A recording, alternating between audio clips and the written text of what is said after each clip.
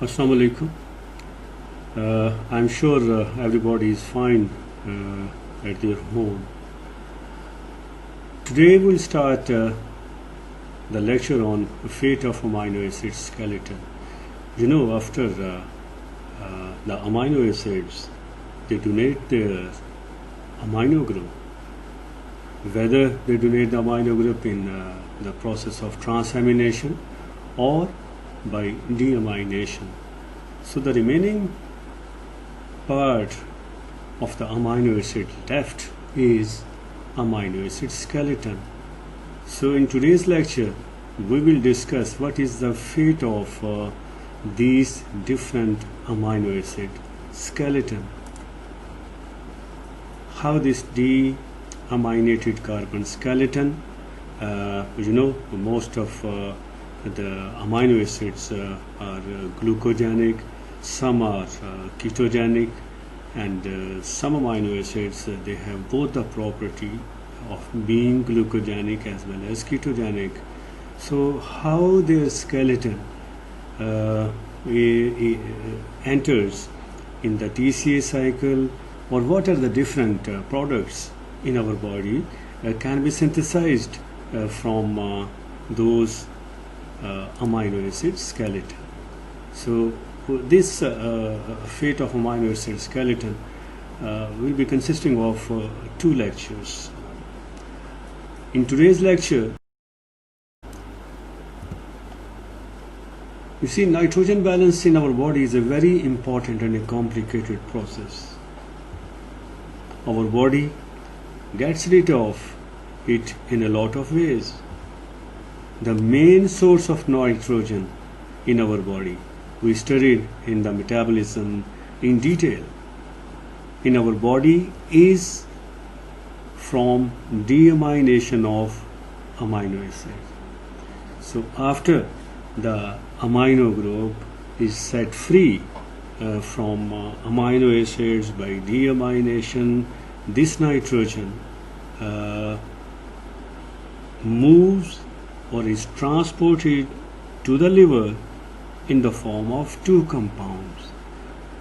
You must be knowing that now. Those compounds are glutamine and alanine. Now, the whole process of amino acid metabolism, when it is converted into its amino acid skeleton, it consists of, after the process of transamination, which is carried out by the transaminase enzymes, what happens here? The coenzyme is pyridoxal phosphate, vitamin B6. What happens?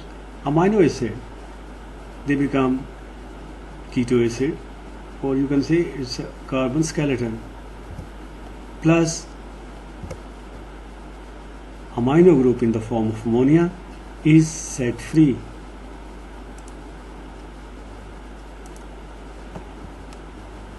This ammonia is highly toxic for our body, so that is being detoxified to be converted into urea in liver. Carbon skeleton, it may be completely oxidized to form energy, or the carbon skeleton it may be used for the synthesis of important molecules like epinephrine, norepinephrine, catecholamines. So we will have to focus in these two lectures at the fate of this carbon skeleton. The carbon skeleton, how it enters the TCA cycle by different ways. Similarly, the deamination. So amino acids, they are converted into carbon skeleton when they undergo through the process of transamination and Now these pathways of amino acid catabolism taken together normally account for only 10 to 15% of the human body's energy production.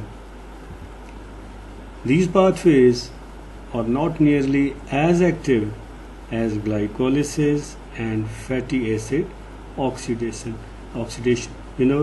Our body, our systems of the body, our cells, they prefer to utilize glucose as a source of energy. That is why the energy produced by the glycolysis accounts nearly about 58 to 60% of the total energy consumed by the different systems or the cells. Flux through these catabolic routes also varies greatly depending on the balance between requirements for biosynthesis of processes.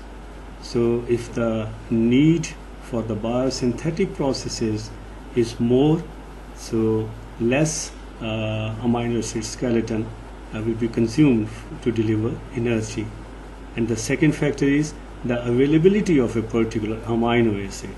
So these two factors, they define whether the flux of these catabolic routes will be towards the energy production or for the in the direction of biosynthetic process. There are 20 catabolic pathways for 20 amino acids. All they converge to form only 6 major products, all of which enter the citric acid cycle. We are talking about the fate of amino acid skeleton. From here, the carbon skeletons are diverted to gluconeogenesis. I mean, in their metabolism of skeleton, they will produce pyruvate, or they may be ketogenesis. That means they, in their catabolism of amino acid skeleton, they are going to produce acetyl-CoA or acetoacetate. So they are ketogenic and the process is ketogenesis, or they are completely oxidized to CO2 and water. And after they are completely oxidized, they deliver energy. Now, among all 20 amino acids, 6 amino acids, all or part of their carbon skeleton, are ultimately broken down to acetyl-CoA. So this will lead to their ketogenic property. 5 are converted to alpha ketoglutarate. We will discuss in detail which 5 amino acid skeletons are converted into alpha ketoglutarate. 4 amino acids, they are converted to succinyl-CoA. 2 to fumarate. 2 to oxaloacetate. And 6 amino acids, all or part of their carbon skeleton, are converted to pyruvate. So this is the distribution of the routes or the channels: acetyl-CoA, alpha ketoglutarate, or succinyl-CoA, fumarate, oxaloacetate, and pyruvate. These are the 6 landmarks where the amino acid skeleton catabolism, they converge to form these compounds. Now here you can see the chart showing these are the amino acids, non-essential or essential, which are totally glucogenic. So in their metabolism, they are going to produce pyruvate.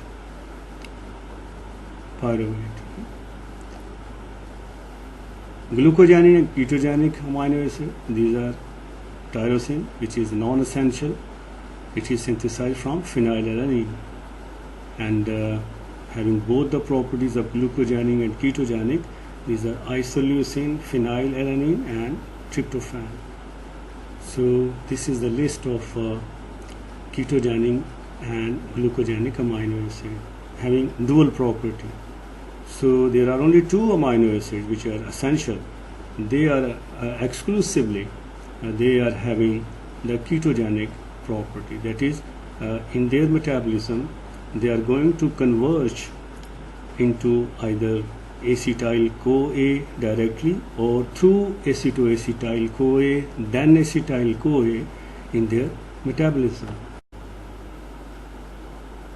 Now this chart is showing the 6 possible routes. 1. Pyruvate, acetyl-CoA, oxaloacetate, fumarate, succinyl-CoA and alpha-ketoglutarate, by which all the amino acid skeleton, they enter the TCA cycle. So different amino acids, they converge in their metabolism on these 6 platforms. You see here the amino acids which are going to produce pyruvate in their metabolism. These are alanine, glycine, threonine, cysteine, serine and tryptophan, though a minor contribution is by the tryptophan to form pyruvate. The major portion of the tryptophan, this you see, is converted into acetoacetate and then to acetyl-CoA to enter in the TCA cycle. So this is a list of amino acids which converged to the 6 different platforms to enter the TCA cycle. Some amino acids, they enter these stations more than one. Like you see, tryptophan is entering through its catabolism to form pyruvate. At the same time, tryptophan in its catabolism is going to produce acetoacetate.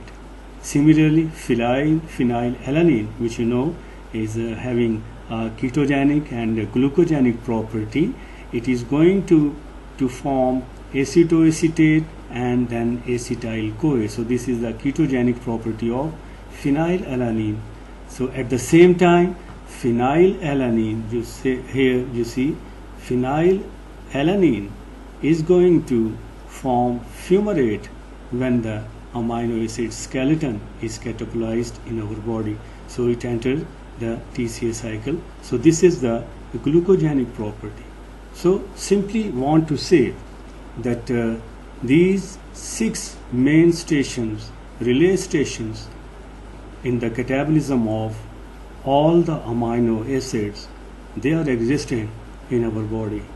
And second point to be noted is that some amino acids like phenylalanine, tryptophan, they enter the different stations more than one.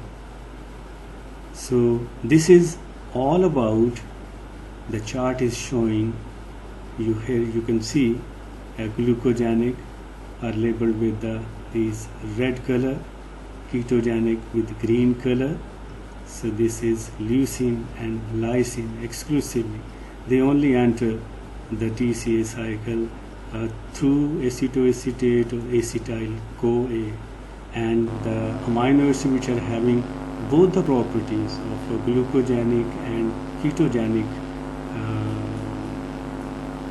they are colored with this violet color. So phenylalanine, tyrosine, tryptophan, isoleucine, they are all having the dual property of glucogenic and ketogenic amino acids. The individual pathways for 20 amino acids each lead to a specific point of entry into the citric acid cycle. I showed you the last slide. Some amino acids appear more than once, reflecting different fates for different parts of their carbon skeleton. Now this is the list of ketogenic amino acids. 6 amino acids that are degraded entirely or in part to acetoacetyl-CoA or acetyl-CoA can yield ketone bodies in the liver, where acetoacetyl-CoA is converted to acetoacetate, acetone or beta hydroxybutyrate ketone bodies. These are the ketone bodies. That is why, because they are going to synthesize ketone bodies through acetoacetyl-CoA or acetyl-CoA, that is why they are called ketogenic amino acids. These are six amino acids are ketogenic amino acids. Among these six, 2 amino acids, lysine and leucine, they are exclusively ketogenic. They have the single property to be converted into one station, that is acetyl-CoA, whether directly to acetyl-CoA or through acetoacetyl-CoA. So these 4 among the total 6 ketogenic amino acids, these 4, they have the dual property of ketogenesis and glucogenesis: phenylalanine, tyrosine, tryptophan and isoleucine. So these are the 6 amino acids which are going to synthesize through their metabolic pathways this acetyl-CoA. Now this is the slide showing the glucogenic amino acids. The glucogenic amino acids that are degraded to either pyruvate, alpha-ketoglutarate, succinyl-CoA, fumarate or oxaloacetate can be converted into glucose, so they are called glucogenic amino acids. In this group included are all glucogenic amino acids. Is a long list of glucogenic amino acids, plus we'll add those amino acids which have the dual property of being ketogenic and glucogenic. Remember, these are 4: phenylalanine, essential; tyrosine, non-essential, which we get from this hydroxylation of phenylalanine; and tryptophan and isoleucine. So these 4 of dual properties of amino acids, plus all exclusively glucogenic amino acids, they are all included in this group, glucogenic amino acid. Now there are 2 amino acids forming oxaloacetate. These are asparagine and aspartate. You know, asparagine is amide of aspartate. You add amino group to this amino acid, it will become asparagine. Now we see how they are converted into oxaloacetate. Asparagine is hydrolyzed by asparaginase.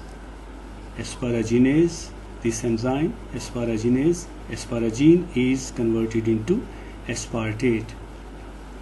Aspartate loses its amino group by transamination to form oxaloacetate. Here, by the activity of transaminase enzyme, aspartate is, after donating its amino group, and the recipient, which is almost always is alpha-ketoglutarate, which itself is converted into glutamate, and aspartate is converted into oxaloacetate. So whether you are getting oxaloacetate directly from aspartate or from asparagine through aspartate, this oxaloacetate then enters the TCA cycle. Now let me share one very important clinical importance of this asparagine. rapidly growing cells like the tumor cells, like the leukemic cells, leukemia. Asparagine, essential amino acid, they require their presence, their requirement is increased in rapidly growing tumor cells. So clinically what we do, we can systemically we administer asparaginase enzyme, so that will cause asparagine immediately to be converted into aspartate. So when asparagine will not be available there, the speed of the rapidly growing tumor cells will be decreased, and a person is for the time being benefited by the administration of this enzyme. Now there are the amino acids which in their catabolism they are degraded to pyruvate. These are alanine, tryptophan, cysteine, serine, glycine and threonine.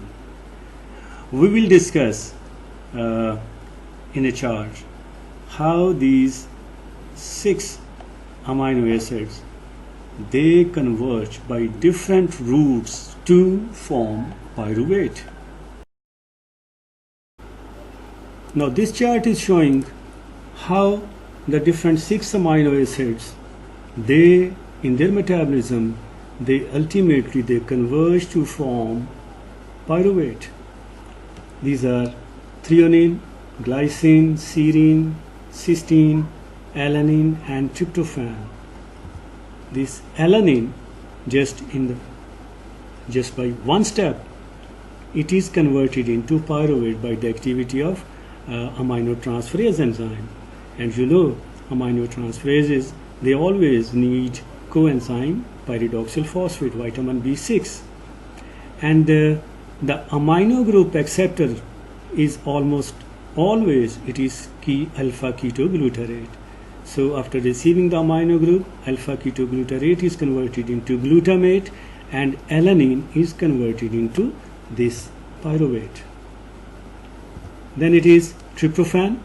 Tryptophan, while passing through the different 4 metabolic processes, it is converted into alanine, and alanine ultimately converted into pyruvate. So tryptophan synthesizes pyruvate indirectly through alanine. Then it is cysteine.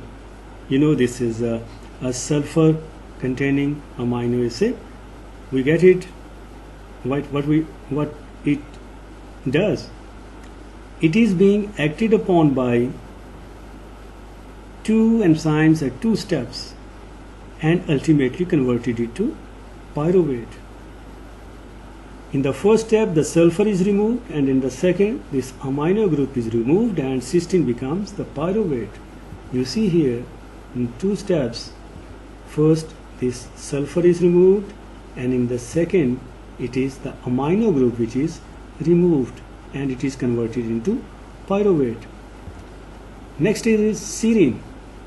Serine, which is being acted upon by serine dehydratase enzyme, it is converted into pyruvate.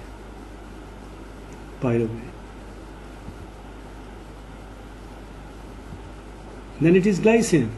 Glycine, the smallest of the amino acids, non-essential amino acid.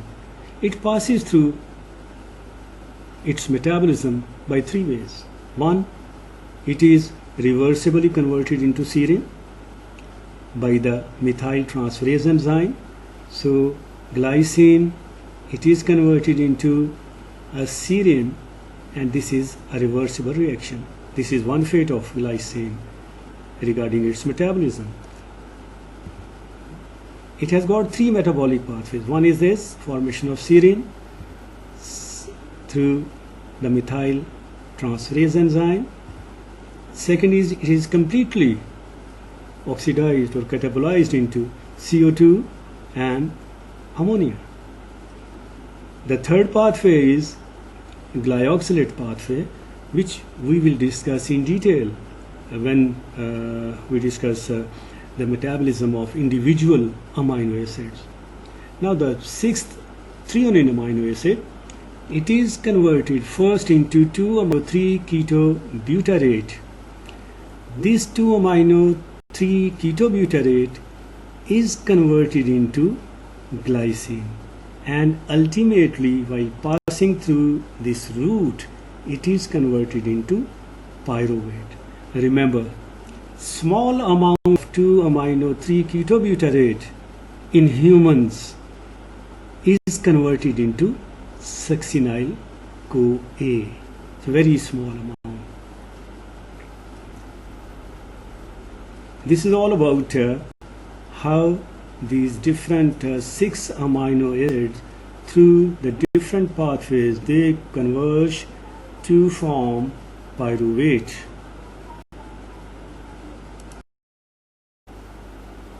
These are 6 different amino acids which are degraded in their catabolism to form acetyl CoA. These are tryptophan, lysine, phenylalanine, tyrosine, leucine, and isoleucine. We see how these amino acids through the different pathways they ultimately form acetyl CoA.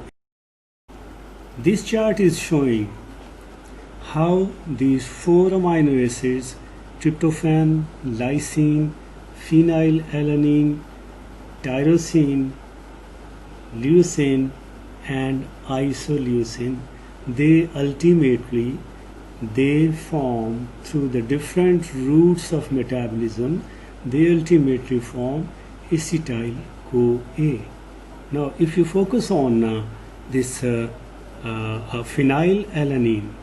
phenylalanine is converted into tyrosine just by the addition of hydroxyl group. So tyrosine, which carries a multiple diversity of functions in our body, all the functions which tyrosine is performing in our body, ultimately that credit goes to phenylalanine. So the functions of tyrosine are also the functions of phenylalanine in fact. So after hydroxylation, this phenylalanine is converted into tyrosine. Tyrosine is converted into acetoacetate with the release of fumarate. That is why phenylalanine and tyrosine, they both are having glucogenic and ketogenic property, because in their pathway of metabolism they are going to form in one direction acetyl CoA, and in other way they are going to form fumarate. That is why they have the glucogenic property. So through this route these 2 amino acids are converted into acetoacetate and then acetoacetyl CoA and finally into acetyl CoA. On the other hand, tryptophan, which is also a glucogenic and ketogenic amino acid, through its metabolic fate it is going to synthesize pyruvate and ultimately alanine, and on other way it is going to form this acetyl CoA, which is its ketogenic property. This is glucogenic property. So tryptophan is converted into either in 2 ways, into pyruvate and alpha keto adaptate. This while passing through glutaryl CoA, and ultimately it is converted into acetoacetyl CoA, which is the final step in the formation of acetyl CoA. Now if we focus on the lysine, leucine, this leucine and lysine, they are exclusively ketogenic amino acids through their route, whether the route of lysine degradation or the route of this lysine degradation we are not getting any glucogenic product like pyruvate, succinyl-CoA, fumarate, like this. That is why these two amino acids, leucine and lysine, these two amino acids are exclusively ketogenic. Lysine converted into alpha keto adipate, and then it is converted into acetoacetyl CoA and finally into acetyl CoA. While this leucine, either it adopts two ways to be converted into acetyl CoA. Either leucine is directly converted into acetyl CoA, or leucine is first converted into acetoacetate and then converted into acetyl CoA, and finally we get acetyl CoA. This is the sixth amino acid, isoleucine, which has got the dual properties. It is ketogenic as well as glucogenic. So this you can see here in its catabolism, this isoleucine, the skeleton is degraded, either it is converted into acetyl CoA with the release of CO2, or it is converted into propionyl CoA. Propionyl CoA, while passing through three steps, it is converted into succinyl CoA. And succinyl CoA, formation of succinyl CoA, is the glucogenic property of isoleucine. So isoleucine, which is a hybrid amino acid which is having the dual properties of glucogenic as well as ketogenic properties, it is converted into acetyl CoA, and also it is converted into succinyl CoA. This is how the different 6 amino acids, they converge in their metabolic pathways to form acetyl CoA.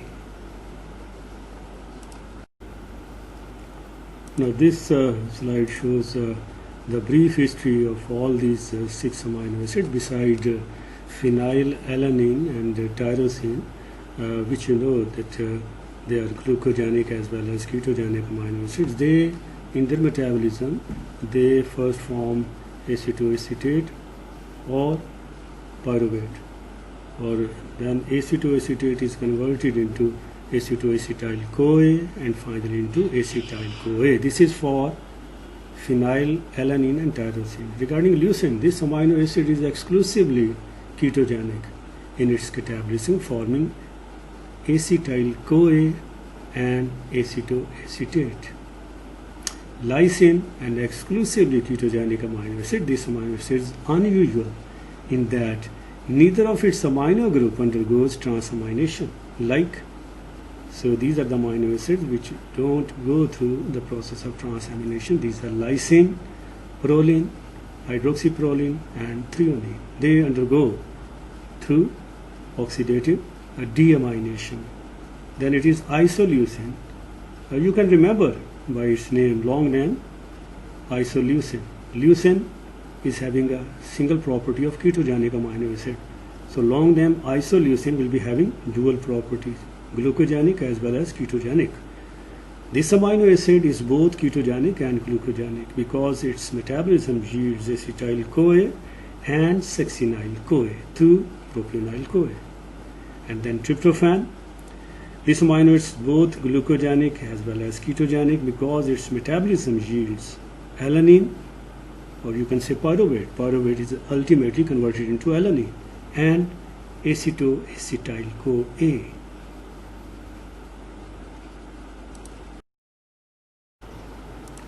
Now in the end, let me share the clinical significance or clinical importance of phenylalanine. This is very important from examination point of view as well as clinically. Phenylalanine, as you know, this is essential amino acid. It is having both ketogenic and glucogenic properties. Phenylalanine, in the presence of this enzyme phenylalanine hydroxylase. The function of this enzyme is simply to add hydroxyl group in the structure of phenylalanine, and what we get is tyrosine. The coenzyme for this enzyme is tetrahydrobiopterin. Tetrahydrobiopterin is similar to the tetrahydrofolate. Tetrahydrobiopterin gives the reducing equivalents to this reaction and itself is converted into dihydrobiopterin.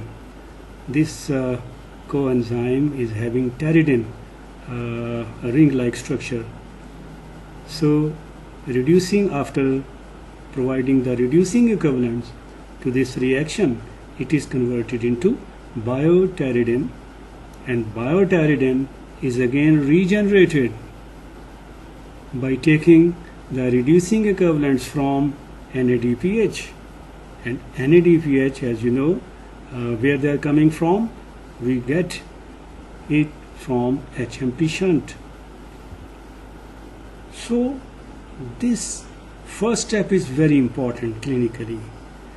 Genetically, if there is low activity of this enzyme or there is low activity of this tetrahydrobiopteridine, availability is less, what will happen?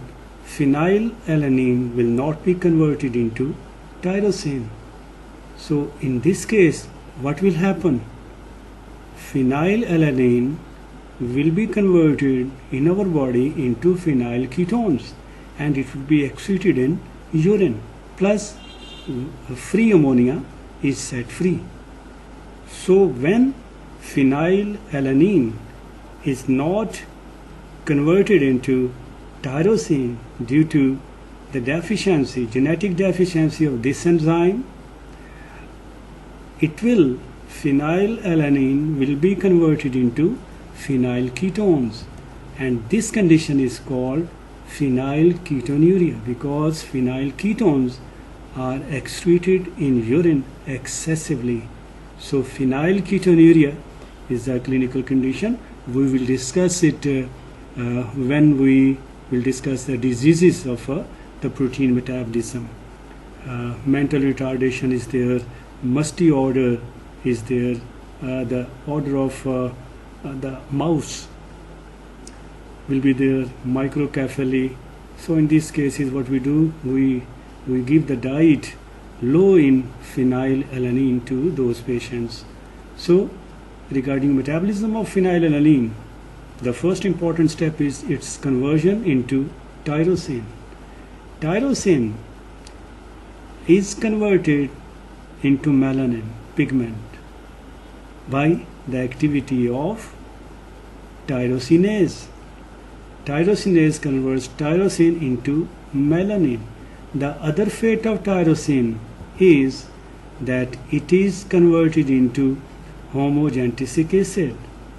Homogentisic acid is further metabolized to form mallyl acetoacetate, and the enzyme is homogentisic acid oxidase or homogentisate oxidase. And this mallyl acetoacetate, finally, because this phenylalanine they have both ketogenic and glucogenic properties, so mallyl acetoacetate will be converted either into fumarate to enter the TCA cycle, or it is converted into acetoacetate or acetyl CoA to form the fats. Now if this enzyme, again this is very important, a clinical condition, if this enzyme is deficient or there is no activity of genetical deficiency of this enzyme, what will happen? That this homogentisic acid will not be converted into mallyl acetoacetate. Now it will lead to alkaptonuria, because homogentisic acid we also call it alkapton. So excessive homogentic acid or alkaptones will be excreted in urine, and the condition is called alkaptonuria. In alkaptonuria there is a dark colored urine, black colored urine, and that black pigment homogentic acid is also precipitated in the tendons, in the joints. That is why it is called black bone disease, because when this homogentic is oxidized, its color changes to black. And arthritis. We will discuss these two conditions, phenylketonuria and alkaptonuria, related with the phenylalanine metabolism, when the metabolism is derailed from its normal sequence. And finally, this malonyl acetate is converted into fumarate, or it is converted into acetoacetate. Thank you very much. Thank you very much for today's lecture. Inshallah, in the next lecture, we'll be able to complete the topic of a fate of amino acid skeleton. Stay safe, stay blessed.